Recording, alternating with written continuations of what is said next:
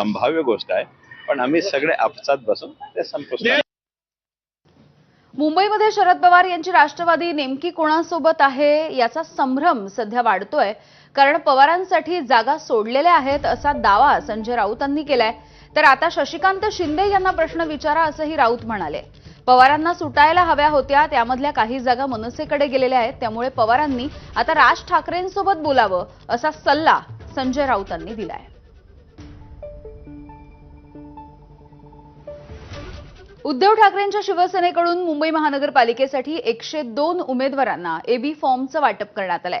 ठाकरेंच्या शिवसेनेचे उमेदवार हे आज आपला उमेदवारी अर्ज दाखल करतील. अनेक ठिकाणी एबी फॉर्म मिळालेले उमेदवार हे अर्ज भरणार असल्याची माहिती मिळते.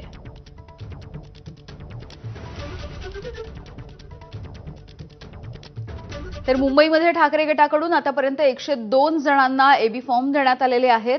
मातोश्रीवरती बोलावून निश्चित जे उमेदवार आहेत त्यांनाच एबी फॉर्मचं वाटप सध्या